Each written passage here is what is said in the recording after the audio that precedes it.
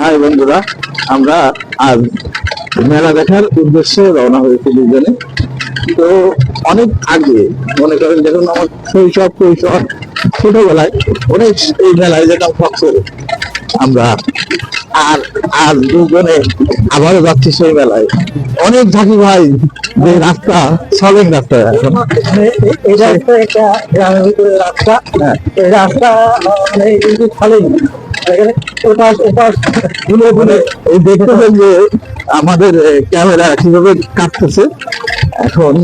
যাই হোক, যে কথা বলতেছিলাম, এই আবারও আজ যাচ্ছি, তো মনের অনুভূতি খুবই খুবই অন্যরকম, যা আপনাদের বলে বোঝাতে পারবো না। যা শৈশবে কৈশোরে যখন মানুষ ছোটাছুটি করে বেড়ায়, সেই বয়সটাই আমরা গেছিলাম। আর এখন আবার আমাদের বয়স প্রায় 40, দুজনের প্রায় 1-2 বছর কম বেশি হবে এরকম।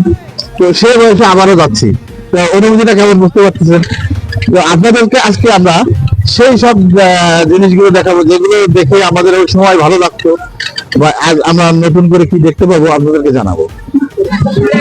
যেমন আমরা এই যে সেই মেলার যে মানব প্রাঙ্গণ, যেখানে লবণ, তারপর হচ্ছে যে নারিকেল মানত করে ফেলে। এই যে এক ভাইরা দেখি ওনার লবণ মানত ছিল, সেটা ফেলতে যাচ্ছে। তো আসলে এটা কতটুকু যে যৌক্তিক আমার বোধগম্য হয় না। খাবো এখন ঘটনা হচ্ছে কি যে, চলেন দেখি যে লবণ পানিতে ফেলতেছে। এই দেখেন, এই যে লবণ ছেলে দিল, কি তাদের মনে ছিল হয়তো বা কোনো হয়েছিল, যার জন্য সেটা লবণ তারা ফেলে দিল নদীতে।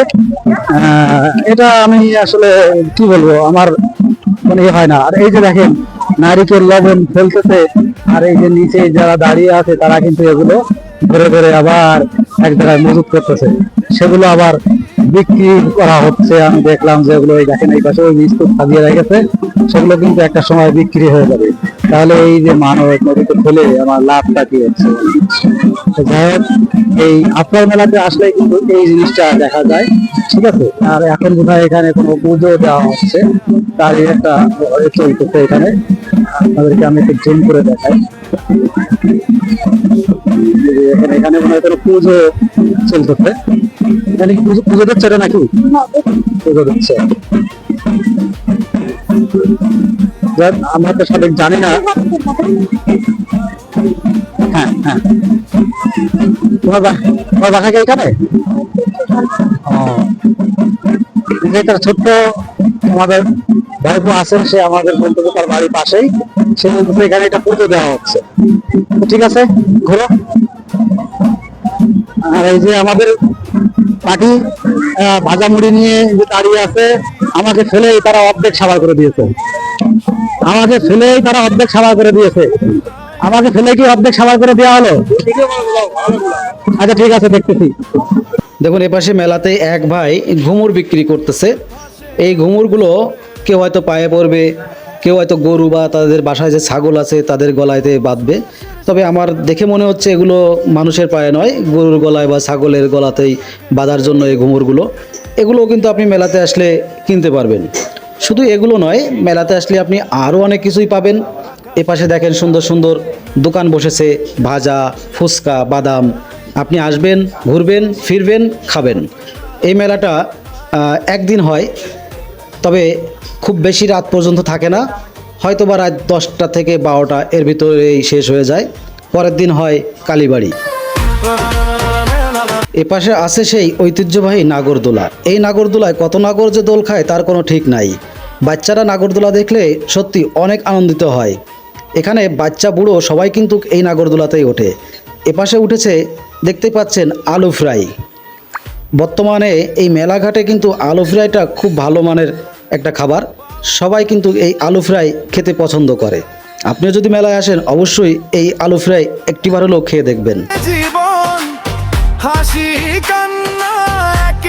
যাই হোক, মেলায় ঘুরতে ঘুরতে আমরা বেশ ক্লান্ত হয়ে গেছি। এখন একটু চা পানের বিরতি নেওয়া উচিত।